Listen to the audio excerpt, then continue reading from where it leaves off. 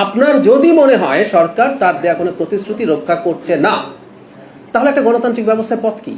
শেখ হাসিনার সময় আমরা পেঁয়াজের দাম 300 টাকা হলে আমি কিন্তু বলেছি তুমি ক্ষমতা থেকে নামো, পেঁয়াজের দাম 300 টাকা। তার মানেটা হচ্ছে এই স্মরণ করিয়ে দেয়া তুমি অবৈধভাবে ক্ষমতায় আছো, সো যত কিছু সমস্যা হবে আমি এটা ধরে তোমার পতন চাইবো। কিন্তু এটা একটা বৈধ সরকার, সো বৈধ সরকারকে ডিল করার প্রসেস হচ্ছে নির্বাচন।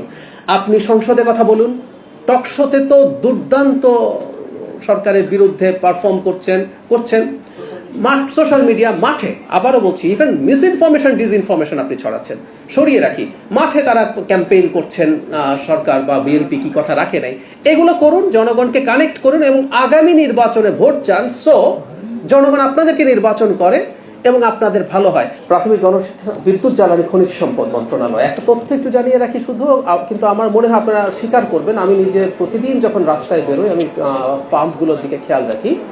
আমি গতকাল বা দুদিন আগে থেকেই খেয়াল করেছি রাস্তার সেই ভিড় আসলে আর ওভাবে নেই, প্রায় শেষের পর্যায়ে। তারপরও আমরা জনগণের স্বার্থে আমাদের মজুদের পরিমাণ, জ্বালানি তেলের মজুদ 27 এপ্রিল পর্যন্ত জানিয়ে রাখছি। Diesel 1,70,964 ton, octane 44,483 ton, petrol 19,003 ton, furnace oil 37,096 ton, jet fuel 21,235 ton. 30 এপ্রিলের মধ্যে আরও ডিজেল আসবে 1,80,000 metric ton, octane 16,000 metric ton, petrol 2,000 metric ton. আমি আবারও এই সংখ্যাগুলো পড়ি, এগুলো আমাদের জনগণকে নিশ্চয়ই আস্থা সৃষ্টিতে সাহায্য করবে। 27 তারিখ পর্যন্ত মজুদ আছে ডিজেল 1,70,964 টন, সাথে একটু যোগ করি 30 এপ্রিলের মধ্যে আসবে আরো 1,80,000 মেট্রিক টন। অকটেন এই মুহূর্তে মজুদ আছে 44,483 মেট্রিক টন, আরো আসছে 30 তারিখের মধ্যে, অল্প কয়েকদিনই সময় বাকি, 16,000 মেট্রিক টন। পেট্রোল 19,003 টন আছে, পেট্রোল 2,000 মেট্রিক টন আসছে আরো। সুতরাং মজুদের ব্যাপারে কোনো সংকট নেই এবং আমি অলরেডি বলেছি আমাদের পাম্পের যে ভিড় ছিল এটা যথেষ্ট কমে গেছে, আমরা আশা করছি বাকিটা আর তেমন পুঁজি করে থাকবে না। আর এর মধ্যে অভিযান চলছে, আমরা প্রায় যে কথাটা বলছিলাম যে যথেষ্ট পরিমাণ জ্বালানি মানুষ তার ঘরে মজুদ করছেন। আমি সবসময় যে খুবই ইভিল ইন্টেনশনে সবাই করছেন তা না, সবাই যে ব্যবসার জন্য করছেন তা না। আমি ব্যক্তিগতভাবে দু একজনকে চিনি যারা এই শঙ্কা বোধ করেন আদৌ কখনো তেল পাবো কিনা, সুতরাং তারা তেল নিজের জন্যই সংরক্ষণ করছেন, বিশেষ করে বাইকার আছেন। আমি আবারও বলছি, বিশেষ করে যাদের সাথে সরাসরি তাদের জীবিকা জড়িত, যারা রাইড শেয়ারিং করেন, তারা খুবই শক্ত অর্থনৈতিক ভিত্তির ওপরে দাঁড়িয়ে এটা করেন না, তাদের টেনশন আমরা বুঝতে পারি। কিন্তু একই সাথে যে ধরনের বিশৃঙ্খলা তৈরি হয়েছিল সেটাও সংকট তৈরি করেছে, আমরা আশা করি এটা ঠিক হয়ে যাবে। ফুয়েল প্লাস সংক্রান্ত কিছু তথ্য আছে, সেটা হলো ফুয়েল, আমি একটু একটা অ্যাড্রেস করি, www.fuelpass.gov.bd ওয়েবসাইট থেকে রেজিস্ট্রেশনের মাধ্যমে কিউআর কোড জেনারেট করতে পারেন। আর যাদের ফোন আছে তারা সেটা দিয়েও এটা সার্চ করতে পারবেন। আমি এটাকে খুব বেশি এই মুহূর্তে গুরুত্ব দিচ্ছি না, কারণ আমরা আশা করি এই সংকটটা খুব বেশি বাড়বে না। এটা যদি বাড়ে তখন এটার প্রয়োজন আবার হবে, তবে এই একটা কার্যক্রম চলতে থাকবে, কারণ মধ্যপ্রাচ্যের সিচুয়েশন খুবই ভলেটাইল। একবার মনে হচ্ছিল যে যুদ্ধ সমস্যা মিটে যাচ্ছে, আবার আলোচনা হলো, সেটা ভেঙে গেল, এখন আবার কিছুটা আলোচনার পরিবেশ আছে, সে কারণে হয়তো অস্থিরতাও কম, বাট হু নোজ, সমস্যা হতে পারে। সো এই পাসের কার্যক্রমটা চলতে থাকবে। বিদ্যুৎ বিভাগ 26 এপ্রিল 2026 সারা দেশে মোট বিদ্যুৎ চাহিদা ছিল 14,352 মেগাওয়াট, সরবরাহ ছিল 12,487 মেগাওয়াট, ঘাটতি ছিল 1,865 বা প্রায় 2,000 মেগাওয়াটের মতো। সো কিছু লোডশেডিং হচ্ছে। 26 এপ্রিল 2026 সর্বোচ্চ লোডশেডিং হয় ময়মনসিংহ জোনে 3 ঘন্টা। পরিকল্পনা মন্ত্রণালয়, জাতীয় অর্থনৈতিক পরিষদের নির্বাহী কমিটি একনেক বলে আমরা যেটাকে চিনি, তারা 13,445 কোটি 41 লক্ষ টাকা দিয়ে 14টি প্রকল্প অনুমোদন করেছে।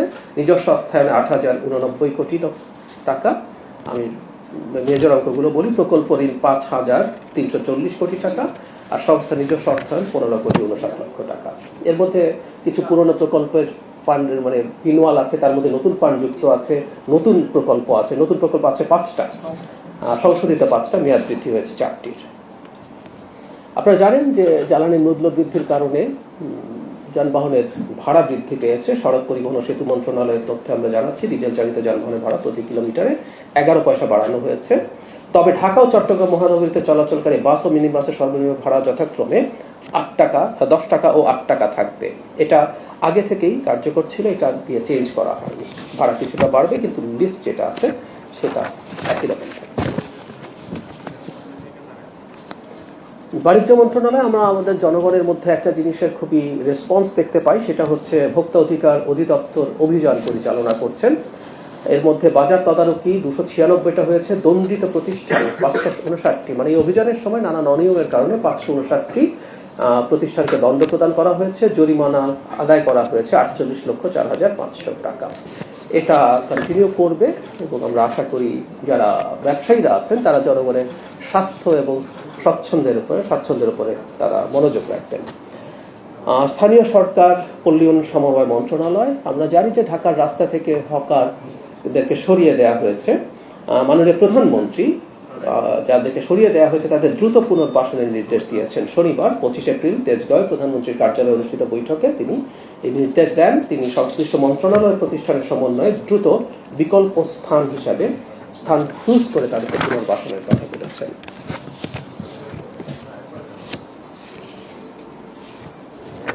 পরিবেশ ও বন জলবায়ু মন্ত্রণালয়, তারা বিভিন্ন মোবাইল কোর্ট পরিচালনা করছেন। এর মধ্যে 21টি মোবাইল কোর্ট পরিচালনা করা হয়েছে। 49টি নিয়মিত মামলার মাধ্যমে বিভিন্ন প্রতিষ্ঠান থেকে 39,42,500 টাকা জরিমানা আদায় করেছেন এবং শব্দ দূষণের জন্য 60টি হাইড্রোলিক হর্ন বাজেয়াপ্ত করা হয়েছে।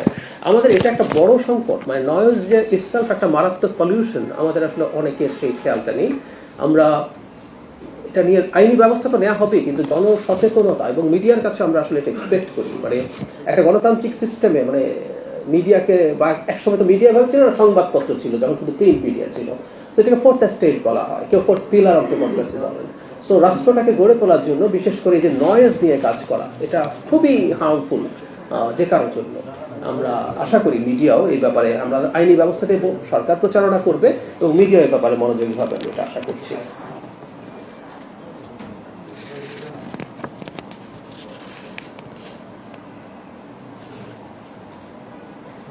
গৃহায়ণ গণপূর্ত মন্ত্রণালয়, আমরা যে পূর্বাচল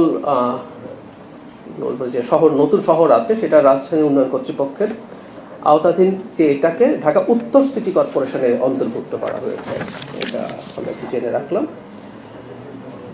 যুব ক্রীড়া মন্ত্রণালয়, রাজধানীর মাঠগুলো সংস্কার করে শিশু কিশোরদের খেলার উপযোগী করার লক্ষ্যে যুব ও ক্রীড়া প্রতিমন্ত্রী আমিনুল হকের নেতৃত্বে সরকারের উচ্চ পর্যায়ের পরিদর্শন টিম কাজ চালু করেছে। একটা জিনিস খুব ইম্পর্টেন্ট, আমরা খেয়াল করেছি নিশ্চয়ই, মাননীয় প্রধানমন্ত্রী শিশু কিশোরদেরকে নানা রকম শারীরিক এবং মানসিক কর্মকাণ্ডে, এর মধ্যে খেলাধুলা হচ্ছে শারীরিক কর্মকাণ্ড, সে খেলবে তার সুস্বাস্থ্যের জন্য এবং সেটাকে সে পেশা হিসাবে যাতে নিতে হয়। প্রতিটা স্কুলে একটা লিস্ট আছে, 8টা খেলার মধ্যে কোনো না কোনোটা প্রত্যেকটা শিশুকে খেলতে হবে। এর সাথে সাথে অন্যান্য কর্মসূচি মানসিক, এর মধ্যে বই পড়া, গান, নাটক, আবৃত্তি, এই ধরনের কাজ কন্টিনিউ করবে। সমাজ কল্যাণ মন্ত্রণালয়, মাননীয় প্রধানমন্ত্রী তারেক রহমান ব্যক্তি নয় পরিবারের উন্নয়নের মূল লক্ষ্য প্রতিপাদ্যকে সামনে রেখে গত 20 এপ্রিল 2026 বগুড়া জেলার গাবতলী উপজেলা ফ্যামিলি কার্ড বিতরণ কার্যক্রমে দ্বিতীয় পর্যায়ে উদ্বোধন করেছেন। আমরা এভাবে বলতে পারি যে সরকারের জনকল্যাণমুখী প্রকল্পে এটাকে ফ্ল্যাগশিপ হিসাবে বলা যেতে পারে। এই সরকার খুবই মনোযোগী এবং গতদিন ব্রিফিংয়ে জানিয়েছিলাম এই বাজেটে 40 লক্ষ পরিবারকে এই কার্ড দেওয়া হবে, আর তার জন্য প্রায় 14,000 কোটি টাকা, 13,000 কোটি টাকার বেশি সেটা বরাদ্দ রাখা হচ্ছে। ধর্ম বিষয়ক মন্ত্রণালয়, হজ ফ্লাইট চলছে এবং স্মুথলি চলছে। আমরা যে কথাটা প্রায় বলার চেষ্টা করছি যে হজ ফ্লাইট এবং হজ গমন নিয়ে প্রায় প্রতি বছর অহেতুক কিছু সংকট আমরা দেখতাম, সেই সংকট হচ্ছে না, স্মুথলি সেটা চলছে। এখন পর্যন্ত মানে যারা গেছেন সেই সংখ্যাটা হচ্ছে 16,000, বিমান বাংলাদেশ এয়ারলাইনে 16,132 জন গেছেন, সৌদি এয়ারলাইনে 12,000 জনের বেশি, ফ্লাইনাস এয়ারলাইন্স 7,000-এর বেশি। মোট হজযাত্রী গেছেন 36,156 জন, বাকি আছে 42,141 এবং আমরা বিশ্বাস করি তারা খুবই সুষ্ঠুভাবে সেখানে পৌঁছে যেতে পারবেন। আইন বিচার ও সংসদ বিষয়ক মন্ত্রণালয়, এই কাজটা একটু আমরা যদি খেয়াল করি খুবই গুরুত্বপূর্ণ কাজ, কারো কারো কাছে অ্যাপারেন্টলি খুব গুরুত্বপূর্ণ মনে নাও হতে পারে। জাতীয় আইনগত সহযোগিতা দিবস 2026 উপলক্ষে রাজধানীর কড়াইল বস্তিতে প্রান্তিক জনগোষ্ঠীর দোরগোড়ায় বিনামূল্যে আইনি সহায়তা পৌঁছে দিতে ভ্রাম্যমাণ লিগ্যাল এইড ক্যাম্প উদ্বোধন করা হয়েছে। বাংলাদেশ আইনগত সহায়তা অধিদপ্তর এবং মন্ত্রণালয়ের আইন ও বিচার বিভাগের যৌথ উদ্যোগে এই ক্যাম্প আয়োজন করা হয়েছে। মানে একটা জিনিস খুব ইম্পর্টেন্ট, আমরা যারা আইনি ঝামেলায় পড়ি আমরা এটা জানি যে এটা একদম প্রান্তিক মানুষের জন্য, সেটা প্রতিটা ঝামেলা, মানে কতটা আছে এমার্জেন্সি। আমাদের দরিদ্র মানুষ অনেক কিছু করেন না, কিন্তু স্বাস্থ্য একটা এমার্জেন্সি, তাকে হসপিটালে যদি তার খুব খারাপ রোগ হয় তাকে যেতেই হয়, সেটা তার উপরে চাপ তৈরি করে। একইভাবে আইনি সংকটও একই রকম একটা ব্যাপার, ইটস অ্যান এমার্জেন্সি। সো এখানে সরকার ভ্রাম্যমান লিগাল এইড ক্যাম্প নিয়ে যাচ্ছেন বস্তিবাসীদের কাছে বা এই ধরনের আরো প্রান্তিক জনগোষ্ঠীর কাছে। এটা ক্রমাগত ইনক্রিজ করলে মানুষের এই বিপদ থেকে, সংকট থেকে মানুষ বেরিয়ে আসতে পারবে বলে আমরা বিশ্বাস করি। পানি সম্পদ মন্ত্রণালয়, এটা একটা ছোট্ট ঘটনা আছে, এটা গত সপ্তাহে ব্রিফিং করেছিলাম। আমি আবারও একটু বলি প্লিজ, আপনাদের কাছে অনুরোধ, আমরা এগুলো নিয়ে আসলে আস্তে আস্তে আইনগত ব্যবস্থার দিকেও যাব। আমি গত যে ব্রিফিং ছিল সেখানে রিপিট করে পড়ে বলেছিলাম যে কর্মসূচিভুক্ত খালের সংখ্যা 1260, খননকৃত খালের প্রাপ্ত দৈর্ঘ্য 561 কিলোমিটার, শতকরা অগ্রগতির হার 44.55। এটা যে আমাদের কর্মসূচির খাল তার প্রায় অর্ধেক। একটা ফটোকার্ড তৈরি হলো, আমি নাকি বলেছি সারা দেশের অর্ধেক খাল খনন করা হয়ে গেছে। এটা নামগোত্রহীন কেউ না, পরিচিত জাতীয় দৈনিকের ফটোকার্ড। এটা নিয়ে ফ্যাক্ট চেকাররা এটাকে ডিবাঙ্ক করেছেন, এটা যে ডিসইনফরমেশন সেটা করেছেন, কিন্তু এগুলো করছি আমরা। একটা কথা খুব important, we must be serious about that. Misinformation এবং ডিসইনফরমেশন এই সরকার টলারেট করবে না, কারো দিক থেকে করবে না। এটা একজন ব্যক্তি করার একটা প্রতিষ্ঠান করার মধ্যে সিরিয়াস পার্থক্য আছে। আমি আমার প্রচুর, একটু ব্যক্তিগত কথা বলেই ফেলি, মানে আমি খুব স্টুপিড মানুষ না, আমি আমার প্রচুর মানে পরিচিত মানুষজনের কাছ থেকে এই কার্ড পাঠিয়ে আমার কাছে জানতে চাওয়া হচ্ছে। ইভেন এমন সব কথাবার্তা আসছে সেগুলো সরিয়ে রাখি, যেগুলো কোনো ব্যক্তি করছে, ফটো কার্ড বানিয়ে বলছেন আমি নাকি হচ্ছে জনগণের কল্যাণের জন্য জ্বালানির দাম বাড়ানো হয়েছে, বিদ্যুতের দাম। আমি এগুলো এভাবে বলিনি, কিন্তু এই যে কথাটাকে ডিস্টর্ট করা হলো, আমাকে অনেকে পাঠিয়ে জিজ্ঞেস করছেন যে আমি কি বলেছি কিনা। মানে মজার ব্যাপার, কেউ তো আসলে পুরো ইয়েটা শুনছেনও না। আমি তখন ওই যে ফ্যাক্ট চেকাররা কি করছেন ওটা পাঠিয়ে দেওয়ার চেষ্টা করেছি। আমি আপনাদেরকে অনুরোধ করছি, সাংবাদিকতাই যেন হয় প্লিজ। আমরা যথেষ্ট খোলা মনে আপনাদের সাথে ইন্টারঅ্যাক্ট করতে চাই। আমি আগেও একদিন বলেছি, সরকারের সমালোচনা করার অনেক কিছু পাওয়া যাবে। এই দেশে এত বড়, এত জটিলতা, একটু পেছনের কথা বলতে, শেখ হাসিনা এই দেশটাকে এত বাজে ভাবে রেখে গেছেন, এই সরকার সর্বোচ্চ চেষ্টা করলে আপনি দেখবেন সমালোচনার জায়গা তৈরি করছে। সরকারের কোনো ক্ষেত্রে সরকারের ব্যর্থতা আপনি পাবেন, জেনুইন জিনিসগুলো নিয়ে সমালোচনা করেন, আমি এটাকে ওয়েলকাম করছি। আমি কয়েকদিন আগে একটা টকশোতে সরাসরি বলে এসেছি একজন সিনিয়র সম্পাদককে যে কেমন দেখছেন। আমি বললাম আমি চাই মিডিয়া আরো বেশি সরকারের সমালোচনায়, যৌক্তিক সমালোচনায় ভাইব্রেন্ট হয়ে উঠুক। আমি জানি না কবে কোন সরকার থেকে কেউ এই ধরনের কথা বলেছে, কিন্তু প্লিজ মিসইনফরমেশন, ডিসইনফরমেশন না, আমি অনুরোধ করছি। আর আগেও বলেছি আমরা আসলে এরকম একটা প্যানেল, লিগ্যাল প্যানেল তৈরি করছি, এটা সব ক্ষেত্রেই যাতে তারা এই ব্যাপারগুলো নিয়ে কাজ করতে পারে। এটা খুব দ্রুতই আপনারা হয়তো জেনে যাবেন। খাদ্য মন্ত্রণালয় আসন্ন বড় মৌসুমে অভ্যন্তরীণ বাজার থেকে 18 লাখ মেট্রিক টন ধান ও চাল কিনবে সরকার। এর মধ্যে 5 লাখ মেট্রিক টন ধান, 12 লাখ মেট্রিক টন সিদ্ধ চাল, 1 লাখ মেট্রিক টন আতপ চাল কেনা হবে। প্রতি কেজি ধান 36 টাকা, সেদ্ধ চাল 49, প্রতি কেজি আতপ চাল 48 টাকা কেনা হবে। আপনারা জানেন এই বাফার স্টকটা সরকারের কাছে থাকতে হবে খাদ্য নিরাপত্তার জন্য, এবং বাজারে যেন এটার মূল্য পতন না হয়। আমরা চেষ্টা করব প্রকৃত কৃষকরা যাতে এটার বেনিফিট পেতে পারেন। বিজ্ঞান ও প্রযুক্তি মন্ত্রণালয় একটা বড় খবর, 28 এপ্রিল 2026 তারিখে রূপপুর বিদ্যুৎ কেন্দ্রের প্রথম ইউনিটের ফিজিক্যাল স্টার্টআপ উদ্বোধন করবেন বিজ্ঞান ও প্রযুক্তি মন্ত্রী ফকির মাহবুব আলম। ফুয়েল লোডিং শেষ হলে বিভিন্ন পরীক্ষা নিরীক্ষার শেষে আগস্টের তৃতীয় সপ্তাহে জাতীয় গ্রিডে 300 মেগাওয়াট বিদ্যুৎ যোগ হবে। পরবর্তীতে ধাপে ধাপে পূর্ণ সক্ষমতার 1200 মেগাওয়াট বিদ্যুৎ সঞ্চালন লাইনে যুক্ত হবে। দ্বিতীয় ইউনিটের বিদ্যুৎ 2026 সালের শেষের দিকে যুক্ত হবে। এই দুটো ইউনিট যদি চালু হয়ে যায় তাতে 10% বিদ্যুৎ চাহিদা পূরণ হবে। এতে প্রায় 2 কোটি মানুষ সুবিধা পাবেন। এই বিদ্যুৎ কেন্দ্রের কথা যখন আসে তখন একটা কথা একটু না বললেই না, প্রতিটা মেগা প্রকল্প যেগুলো এই সময় শেষ হবে, এগুলো আগের সরকারের একটা মারাত্মক দুর্নীতির সিগনেচার। যখন অ্যাক্টিভিস্ট হিসাবে কাজ করেছি ধরে ধরে দেখিয়েছিলাম ঠিক একই রকম বিদ্যুৎ কেন্দ্র এই যে কোম্পানিটা করছে রোসাটম, ভারতের তামিলনাড়ুর কোদানকুলামে, আপনারা যে কেউ সার্চ করে দেখতে পারেন, সেখানে একই রকম বিদ্যুৎ কেন্দ্র তৈরি হচ্ছে, যে রিঅ্যাক্টর ব্যবহার হচ্ছে, একই রকম রিঅ্যাক্টর ব্যবহার হচ্ছে, অন্তত 50% বেশি মূল্যে এটা হচ্ছে। আমরা আরেকটু কথা যোগ করে রাখি, প্রায় শুনতাম যখন সড়ক বা মানে ব্রিজের খরচ বাড়ে, যে বাংলাদেশে ভূমি অধিগ্রহণের খরচ অনেক বেশি, খুব শুনতাম, যেখানে অনেক বেশি মানুষ থাকে। অধিগ্রহণ নিয়ে কি কি ডাকাতি হয়েছে সেটা সরিয়ে রেখে বলছি, রূপপুর পারমাণবিক বিদ্যুৎ কেন্দ্রে কোনো ভূমি অধিগ্রহণ করতে হয় নাই, কারণ পাকিস্তান আমলে এই জায়গাটা অধিগ্রহণকৃত ছিল। সুতরাং ওই যে অজুহাত, সেই অজুহাতটা এখানেও প্রযোজ্য না।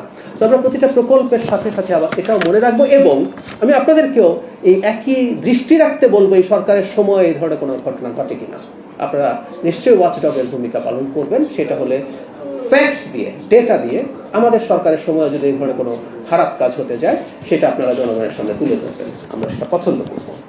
নৌ পরিবহন মন্ত্রণালয় পায়রা বন্দরের প্রথম টার্মিনাল নির্মাণ 92% সম্পন্ন হয়েছে, শীঘ্র এটা পূর্ণ অপারেশন হবে বলে আশা করা যায়। আরো অনেকগুলো তথ্য আছে, আমরা সামনে হয়তো আপনাদের কাছে এই ধরনের ব্রিফিং এর সফট কপিটা পৌঁছে দেওয়া যায় কিনা সেটাও চিন্তা করব, সেটা তাহলে ভালো হবে। আচ্ছা আচ্ছা আচ্ছা হ্যাঁ, পরে এটা পরে আমরা দেবো, এটা পেয়ে যাবেন। তাতে অন্তত সারা দেশের অর্ধেক খাল খনন করা হয়েছে টাইপের লেখা প্রবণতা কমতে পারে নাকি? হ্যাঁ প্রশ্ন এখন, হ্যাঁ এবার আমি জি হোয়াটসঅ্যাপে একটা মেসেজ আসছে।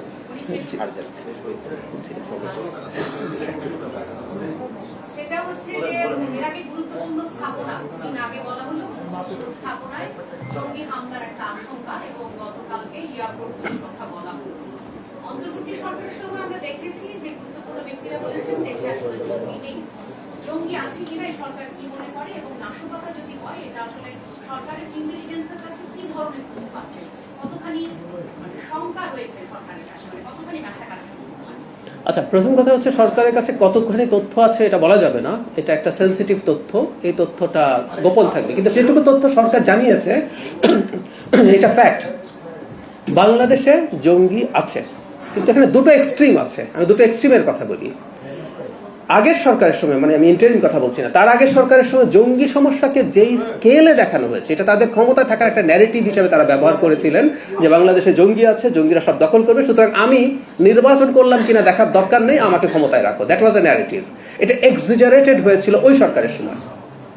পরবর্তীতে যে সরকারের সময়, ইন্টারিমের সময়, এই আলাপ কেউ কেউ করার চেষ্টা করেছে যে বাংলাদেশে কোনো জঙ্গি নেই, এটাও আরেকটা এক্সট্রিম, এটাও ভুল কথা। বাংলাদেশে একটা পর্যায়ে মিলিটেন্সি, জঙ্গিবাদ ছিল, আছে, সেটাকে আমরা আসলে কমব্যাট করতে চাই। এবার এই সতর্কতার মানে হচ্ছে এটা খানিকটা ঝুঁকি তৈরি করেছে, কারণ 1.5 বছর ইন্টারিম সরকারের সময় আমরা খেয়াল করেছি এই প্রবণতার মানুষদের অনেক বেশি সংগঠিত হওয়া বা পাবলিকলি আসা বা ওপেনলি আসার প্রবণতা তৈরি হয়েছিল, সেটারই খানিকটা ইম্প্যাক্ট আমরা বলতে পারি। এই সরকার এগুলো কমব্যাট করবে। জনগণকে এটুকু বলতে চাই, এই ঝুঁকি এমন না যে এটার জন্য ভয় পেতে হবে, কিন্তু সেই পুরনো কথা, আমরা যদি কোনো একটা সংকটকে বা ডিজিজকে স্বীকার না করি, ওটা চিকিৎসা হবে না। সো ইটস দেয়ার, আমরা এটাকে একেবারে শূন্যের কোঠায় নামিয়ে আনার চেষ্টা করব। জি,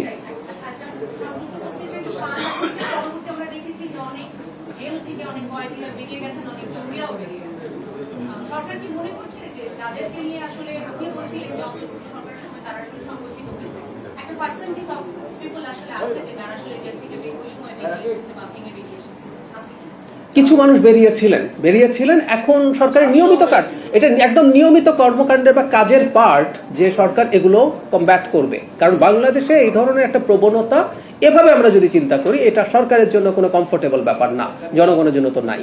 জি, আপনি জি, আমরা জানি যে বর্তমান সরকার, মানে আপনারা সাংবাদিক বান্ধব এবং পাশাপাশি কৃষক বান্ধব, কিন্তু এই যে বড় ধান চাল যে সংগ্রহ করা হচ্ছে, এই বছর গত বছরের যেই দাম ধরা হয়েছিল, এবারেও কিন্তু সেই দাম একই দামের আপনারা সংগ্রহ করছেন। সুতরাং এর কারণ মূল্যস্ফীতি বেড়েছে, উপকরণের দাম বেড়েছে, জীবনযাত্রা কৃষকেরও বেড়েছে, সবার বেড়েছে। সেই ক্ষেত্রে এই যে দাম একই রাখা 1 বছর পরে, এটা কতটা যুক্তি? খুবই ভালো প্রশ্ন। তার সাথে আমি একটু আপনার সাথে আরো যোগ করে দেই, মানে সরকারের জায়গা থেকে এগুলো যোগ করার কথা না, যে এবার মানে চাষের খরচও বাড়ছে, মানে আমাদের অনেকেই যথেষ্ট সহজে তারা জ্বালানি পাননি, সেচের সমস্যা হয়েছে। আমি এই ব্যাপারটাকে বিবেচনায় নিচ্ছি, আমি এটাকে একটা যৌক্তিক দাবি বলে মনে করি। প্রতি বছর বাই ডিফল্ট সাম পার্সেন্টেজ অন্তত ইনফ্লেশন অ্যাডজাস্ট করা উচিত। আমি আপনার সাথে নীতিগতভাবে একমত। আমি সংশ্লিষ্ট মন্ত্রণালয়কে এই ব্যাপারে তথ্য পৌঁছে দেব এবং আমি পার্সু করবো, আমি আপনাকে কথা দিচ্ছি। আমাদের সরকার বলতে বর্তমান সরকার স্থাপত্যিক সরকার, এই সরকার আমাদের যে মেইন স্টেপ বিপ্লব বলেন, যে অনেকে বলেন স্বাধীনতা, এটা কোনো অভ্যুত্থান, হ্যাঁ যাই হোক জি, তো বিএনপি হচ্ছে মেইন স্টেপ মেইন স্টেপ ছিল। এখন তাদেরকে হুমকি ধামকি দেওয়া হচ্ছে যে মেইন স্ট্রিম বলছে এনসিপি এবং আপনি যেন যে জামাত ইসলাম, এবং তারা কি এই সরকারকে হটাতে চায়, বিভিন্ন এই জুলাই বিপ্লবের তারাই নেই, বিএনপি কিচ্ছু না। এই কিন্তু সার্বিকভাবে দেশের সার্বিক সিকিউরিটি প্রবলেম, এগুলো তো ভালো আলাদা যদি থাকে পলিটিক্যাল ইস্যু, তাহলে সবচেয়ে ইফেক্ট করে। তো এটা কিভাবে আপনারা ইনফ্লুয়েন্স করবেন এবং সেই জন্য আপনাদের কি ধরনের একটা পরিস্থিতি? আচ্ছা, আগে একটা জিনিস একটু বলে রাখা ভালো, আমি আজকে ডিসিশন নিয়ে এসেছিলাম, আপনাদের প্রশ্নটা আমি আবার নিজে মুখে বলবো, কারণ আমি দেখেছি অনেকে লাইভে প্রশ্নটা শুনছেন না, সো আমি ভুলে গেছি। আর আরেকটা ব্যাপার একটু মাথায় রাখতে হবে, সেটা হচ্ছে এটা সরকারের পক্ষ থেকে ব্রিফিং, সো প্রশ্নগুলো এক্সক্লুসিভলি সরকারের কাজ নিয়ে হলে সবচেয়ে ভালো হয়। ভাই প্রশ্ন করেছেন যে বিএনপি দল হিসেবে স্টেক হোল্ডার হলো, বিরোধীরা মনে করছে বিএনপি কিছু না, তারাই সব কিছু, সো খানিকটা রাজনৈতিক, কিন্তু একই সাথে আবার পরে যে প্রশ্নটা করছে সেটা সরকারের সাথে রিলেটেড, সেটা হচ্ছে সরকারকে তারা যদি চাপে ফেলতে থাকেন, সরকারের পতন ঘটাতে চান, তাহলে কি করবেন। একটা কথা একটু বলা দরকার, এটা নিয়ে আসলে আমি বলছি প্রত্যেককেই। ধরুন কোনো সরকার তার দেয়া প্রতিশ্রুতি রক্ষা করলো না, এটা তো খুবই উদ্ভট ব্যাপার না, আমাদের এই অঞ্চলে কি এটা হয় না? হয়। এই সরকার কি এখন পর্যন্ত তার দেয়া কোনো কথা রক্ষা করেনি? আমার উত্তর হচ্ছে এটা ভুল, রক্ষা করেছে, করছে, কিন্তু তর্কের খাতিরে আবারও বলছি, প্লিজ ফটোকার্ড লিখে দিবেন আপনারা, এরপর আমি বলেছি এই সরকার রক্ষা করে নাই, না, আমি এরকম কিছু বলছি না। এই যে এখন কত উল্টোপাল্টা কথা বলতে হচ্ছে জাস্ট বিকজ এই ধরনের ফটোকার্ড হয়। আবারও বলছি, আপনার যদি মনে হয় সরকার তার দেয়া কোনো প্রতিশ্রুতি রক্ষা করছে না, তাহলে একটা গণতান্ত্রিক ব্যবস্থার পথ কি? শেখ হাসিনার সময় আমরা পেঁয়াজের দাম 300 টাকা হলে আমি কিন্তু বলেছি তুমি ক্ষমতা থেকে নামো, পেঁয়াজের দাম 300 টাকা, তার মানেটা হচ্ছে এই স্মরণ করিয়ে দেয়া তুমি অবৈধভাবে ক্ষমতায় আছো, সো যত কিছু সমস্যা হবে আমি এটা ধরে তোমার পতন চাইবো। কিন্তু এটা একটা বৈধ সরকার, সো বৈধ সরকারকে ডিল করার প্রসেস হচ্ছে নির্বাচন। আপনি সংসদে কথা বলুন, টকশোতে তো দুর্দান্ত সরকারের বিরুদ্ধে পারফর্ম করছেন, সোশ্যাল মিডিয়া, মাঠে, আবারও বলছি, ইভেন মিসইনফরমেশন ডিসইনফরমেশন আপনি ছড়াচ্ছেন, সরিয়ে রাখি, মাঠে তারা ক্যাম্পেইন করছেন, সরকার বা বিএনপি কি কথা রাখে নাই, এগুলো করুন, জনগণকে কানেক্ট করুন এবং আগামী নির্বাচনে ভোট চান, সো জনগণ আপনাদেরকে নির্বাচন করে এবং আপনাদের ভালো হয়। আমি তো বরং এটা মনে করি সরকার কিছু কিছু কাজ করছে না, এটা সরকারকে করানোর চাইতে আপনি হাতে রাখেন, এটা আপনার জন্য সুবিধা, এটা নিয়ে আপনি রাজনীতি করতে পারবেন, সরকারকে ক্রমাগত চাপে ফেলতে পারবেন। গণতান্ত্রিক ব্যবস্থায় এভাবে চলাটা আমাদের শিখতে হবে। আসলে সমস্যা যেটা হয়েছে, আমরা তো শেখ হাসিনার সময় যেভাবে ফাইট করছি, আমি এই কথা খুব বলতাম যে একটা স্বৈরাচারী ব্যবস্থার মধ্যে থাকার মূল সংকটটা হচ্ছে আমরা গণতান্ত্রিক ব্যবস্থায় কিভাবে অপারেট করে, কিভাবে নেগোশিয়েট করে, কিভাবে চাপ প্রয়োগ করে, কোন ভাষা ব্যবহার করে, সেটা আমরা ভুলে যাই। আমি আমাদের সমাজের গুরুত্বপূর্ণ পাবলিক ইন্টেলেকচুয়ালদেরকেও বলতে শুনেছি যে শেখ হাসিনা এত শক্তিশালী, তাকে নামায় ফেলতে পারছে, আপনি কে? এটা ভাষা হওয়া উচিত না। বিএনপি কখনো কখনো তার বা এই সরকার তার কিছু প্রতিশ্রুতি থেকে যদি সরেও আসে, দেখেন কত ঘুরিয়ে পেঁচিয়ে কথা বলতে হচ্ছে, ক্লিয়ার করে কথা বলতে হচ্ছে। আমি এখনো মনে করি না এটা হয়েছে, যদি হয়ও সেটা যৌক্তিক সমালোচনা করুন, চাপ প্রয়োগ করুন, তাতে সরকার কাজগুলো করবে, আর না করলে তো 5 বছর পর নির্বাচন আছেই, সেখানে সেই ম্যান্ডেট বুঝিয়ে দেওয়া যাবে। আসছে জি, আসছে জি।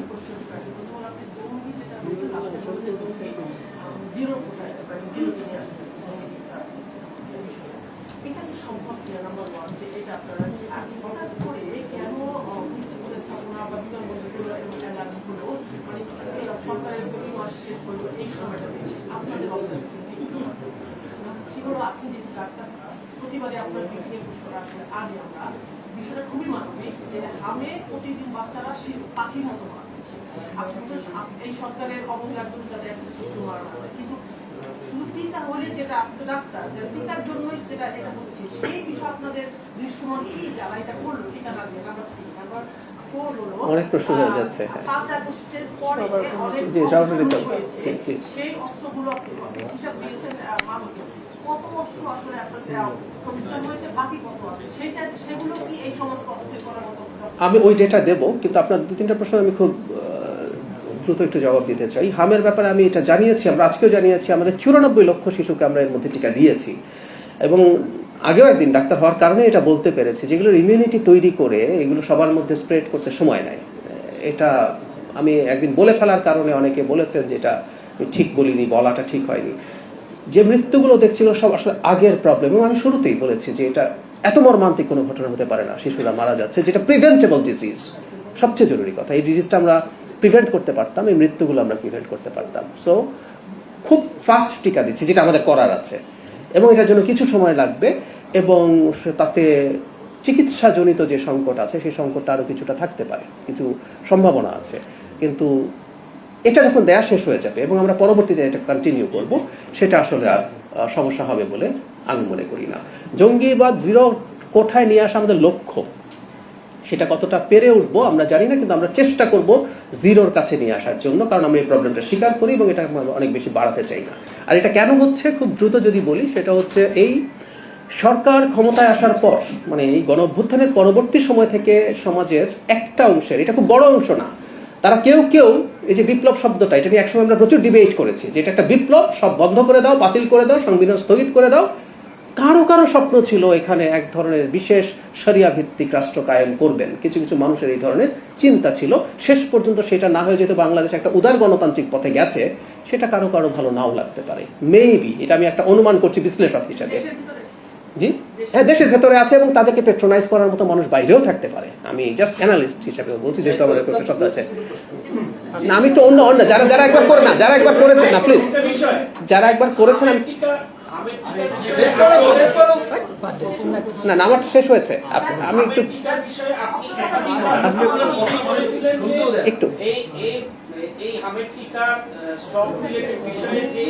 প্লিজ, যারা জড়িত ছিলেন তাদের বিরুদ্ধে ব্যবস্থা নেওয়া হবে এবং তদন্ত হবে। সেই বিষয়ে আমরা স্বাস্থ্য মন্ত্রণালয় থেকে কোনো উদ্যোগ এখন পর্যন্ত দেখিনি, কিন্তু আপনি প্রতিবারই বলেছেন যে এটা হবে, সেইটার কোনো আমি এখানে স্বাস্থ্য মন্ত্রণালয়ের খোঁজ নেব, কারণ আমাদেরকে এভাবে জানানো হয়েছে, আমরা তো ওখান থেকে তথ্য নেই, তথ্য নিয়ে জেনেছি, আমরা আবার তথ্য নেব এবং আমরা আশা করি দ্রুতই আপনারা এটা জানতে পারবেন। কারণ আমি এটা আপনার সাথে নীতিগতভাবে একমত, যাদের অবহেলার কারণে এই ঘটনা ঘটেছে তাদের বিরুদ্ধে ব্যবস্থা নেওয়া উচিত। জি, জঙ্গিদের কথা হচ্ছিল, আমরা দেখেছি অন্তর্বর্তী সরকারের সময় জঙ্গি সংক্রান্ত মামলা আছে, গুরুত্বপূর্ণ মামলা আছে, ৮০ আসামি ছিলেন, তাদের অনেকে জামিন পেয়েছে এবং অনেকে ধারণা করছে যে তাদের কিছু অংশ সংঘটিত হয়েছে। যারা জামিন পেয়েছে বা যাদের বিরুদ্ধে গুরুতর অভিযোগ আছে তাদের গ্রেফতার বাবার মামলাগুলো সক্রিয় করবার ক্ষেত্রে কোনো বিবেচনা আছে? আমরা একটা জিনিস যেটা ভুল না করি, জামিন মানে কিন্তু কেউ তার অপরাধ থেকে মুক্ত হয়ে যাননি। মানে আদালত মনে করছেন যে তিনি যতদিন মামলা শেষ হবে না তিনি বাইরে থাকতে পারবেন, সো জামিন মানে কিন্তু সেটা, এর কতগুলো ক্রাইটেরিয়া আছে। এখন সরকার, আবারও বলছি, এগুলো সরকার স্পন্টেনিয়াসলি করে, যে যারা জামিন পেয়েছেন, যারা অভিযুক্ত ছিলেন, তারা একই ধরনের কর্মকাণ্ডে জড়িত আছেন কিনা, সেই ক্ষেত্রে তাদের জামিন বাতিল হতেই পারে। সেটা সেই প্রসেস, সেই যা যা করা সেগুলো সরকার নিশ্চয়ই করবে।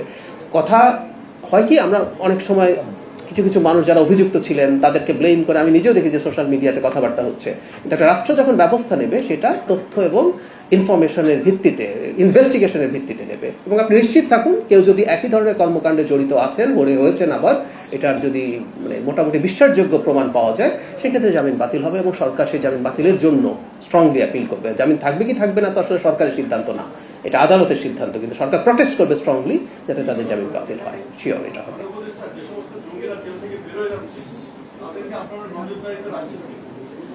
এটা একেবারেই থাকবে, মানে আবারও একটু বলা ভালো, সেটা হচ্ছে জঙ্গি বলে আমরা যেভাবে মানুষকে বলছি, মানে আমরা এইভাবে রাদার বলি অভিযুক্ত। কেন বলছি? আদালত কাউকে পূর্ণাঙ্গভাবে কোনো অপরাধের জন্য যদি অ্যাকিউজ না করে, কনভিক্ট না করে, তাহলে আসলে এভাবে বলা ঠিক না। সো জঙ্গিবাদের অভিযোগে, এই অভিযোগ কেন বলছি কথাটা, আগের রেজিমের সময়, শেখ হাসিনা রেজিমের সময় বিশ্বাসযোগ্য অভিযোগ আছে এমন মানুষ তো আছেই, কিন্তু অভিযোগ নেই এমন মানুষকেও গ্রেফতার করা হয়েছে, কারণ এটা তাদের ক্ষমতায় থাকার ন্যারেটিভের পার্ট ছিল, যেটা আমি শুরুতে বলেছি। তারা দেখানোর চেষ্টা করেছেন বাংলাদেশ জঙ্গিরা দখল করে নেবে আমি যদি ক্ষমতায় না থাকি, সো আমি ইলেকশন রাতে করি আর ভোট ছাড়া ক্ষমতায় থাকি, আমাকে ডিস্টার্ব করো না। That was the narrative. সেই জন্য আমরা বলছি নজরে দিতে নিশ্চয়ই থাকবেন, কিন্তু আমরা এই যে জঙ্গি শব্দটা যেন খুব বেশি জেনারেলাইজ করে না ফেলি। কোনো কিছু হলেই জঙ্গি ট্যাগ দিয়ে তাকে এক্সট্রা জুডিশিয়াল কিলিং, মাঝে মাঝে আমরা দেখতাম না, একটা বাড়ি ঘিরে আছে, হঠাৎ করে ওখানে নাকি বোমা বানাচ্ছে, র্যাব গেছে গিয়ে ওখানে ক্রস ফায়ারে মারা গেছে, এসব স্টোরি রিয়ালি ছিল আমাদের। সেটা আমরা সুতরাং এই শব্দটার ক্ষেত্রে আমরা এভাবে সতর্ক থাকবো। তাহলে আমি আবারও বলছি, প্লিজ, দুটো এক্সট্রিম আলোচনা আছে। বাংলাদেশ জঙ্গিতে ভরে গেছে, আরেকটা হচ্ছে বাংলাদেশে কোনো জঙ্গি নাই। দুটোই ভুল বলে আমরা মনে করি। বাংলাদেশের জঙ্গিবাদের এরকম এক্সট্রিমিজম, আমি এভাবে বলি, একটা প্রবণতা আছে, কিছু মানুষের সাথে জড়িত আছে, মাঝে মাঝে তারা আরো বেশি অ্যাক্টিভ হওয়ার চেষ্টা করে, সেটাকে আমরা কন্টেইন করতে চেষ্টা করব। অন্তর্বর্তী সরকারের সময় কিন্তু কেরানীগঞ্জে বোমা তৈরি করতে গিয়ে একটা মাদ্রাসায় আপনাদের একটি শিশু মারা গিয়েছে এবং ওটার সাথে যে জড়িত ছিল তাকে কিন্তু এখন পর্যন্ত ধরা সম্ভব হয় না আইন শৃঙ্খলা রক্ষাকারী বাহিনী।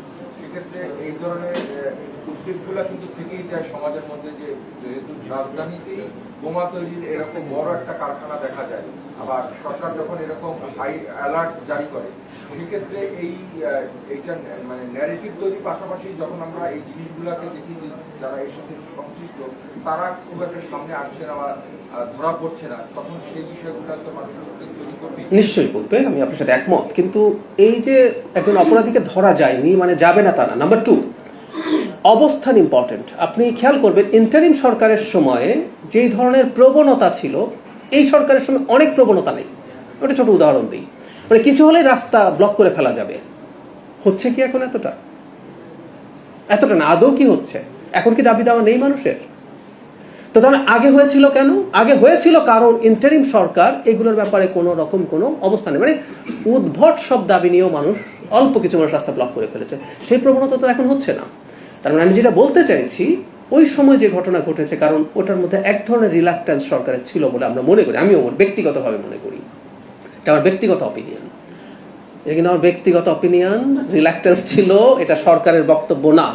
প্লিজ ফটোকার্ড বানানোর সময় এটুকু শুনে নেবেন। তো না, ভয় পাচ্ছি না। আমি আপনাদেরকে আসলে কেন বলছি, আমরা আসলে এটা নিয়ে শক্ত অবস্থানে যাব। আমরা ডিসইনফরমেশন বেস ফটোকার্ড আসলে অ্যালাউ করবো না মিডিয়া থেকে, এবং এটা আমার মনে হয় মিডিয়ার মানুষ হিসেবে আপনাদেরও চাওয়া উচিত যে এটা যেন হবে না। তো তার আগে আমি যথেষ্ট পরিমাণ কমিউনিকেট করার চেষ্টা করছি, এর বেশি কিছু না। আর সরকার মিডিয়াকে ভয় পায়, এটা কিন্তু খারাপ কথা না। গণতান্ত্রিক সরকার জনগণ এবং মিডিয়াকে ভয় পায়, স্বৈরাচারী সরকারকে বরং মিডিয়া ভয় পায়। এই যে আমরা আপনাকে ভয় পাচ্ছি, ইটস এ পজিটিভ সাইন যে আমরা জনগণ এবং মিডিয়াকে ভয় পাই। আমরা একটা ডেমোক্রেটিক সরকার, সেই কারণে আমরা আপনাদের আসলে ভয় পেতে চাই, আমরা আমাদের এই টেনিয়রের শেষ দিন পর্যন্ত। তো যেটা বলছিলাম, এই সরকার যেহেতু এই ব্যাপারে কঠোর আছে, কঠোর থাকবে, আমি বিশ্বাস করি এই প্রবণতা কমে যাবে। সেটাই হলো ব্যাপার। এবং যারা আগে করেছে ওই ঘটনারও তদন্ত, তাদেরকে ধরা, শাস্তি নিশ্চিত করা, এগুলো করা অবশ্যই এটাকে কমব্যাট করার পার্ট হবে। সুতরাং আমরা সর্বোচ্চ সেই চেষ্টা করব, এটা করা হচ্ছে।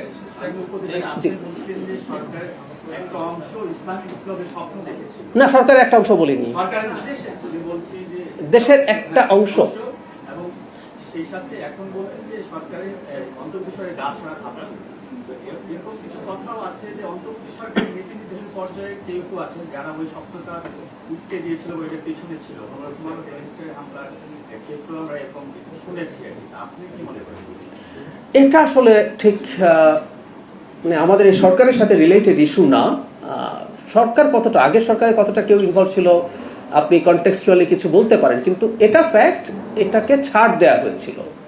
যেমন ধরুন ডায়াসের যে পতাকা আছে, সেই পতাকা বহু সময় বহু জায়গায় দেখা গেছে, তো সেটা নিয়ে তো আসলে সরকার তেমন কোনো অবস্থান নেননি। বা উগ্রতার অনেকগুলো সিগন্যাল ছিল, আমি নাটক করতে দেব না, এবং সরকার মেনে নিল। মেয়েরা ফুটবল খেলবে না, সরকার মেনে নিল। এই ধরনের প্রবণতা তখন ছিল, এই ছাড়টা ছিল। বহু বছর, 250 বছর ধরে একটা মেলা চলছে, সেই মেলা হতে দেব না, এই ঘটনাগুলো ঘটেছে। সুতরাং আমরা স্পষ্টভাবেই দেখেছি ছাড় ছিল। এখন তারা পেট্রোনাইজ করেছেন কিনা, সেই উদ্দেশ্য ছিল কিনা আমরা জানি না। আর যে দুটো পত্রিকার আগুন দেওয়ার কথা বলছেন, সেই ক্ষেত্রে অন্তত গুরুত্বপূর্ণ মানুষজন, আমাদের খুবই শ্রদ্ধেয় সম্পাদক বা একটা দলের প্রধান যিনি একসময় সরকারে ছিলেন, তিনিও একই রকম কথা বলেছেন। সো আমি এটুকু যদি মাথায় রাখি, সেটাকে ওইটার সাথে রিলেট করা যেতে পারে। আমরা শেষ করতে চাই। Thank you.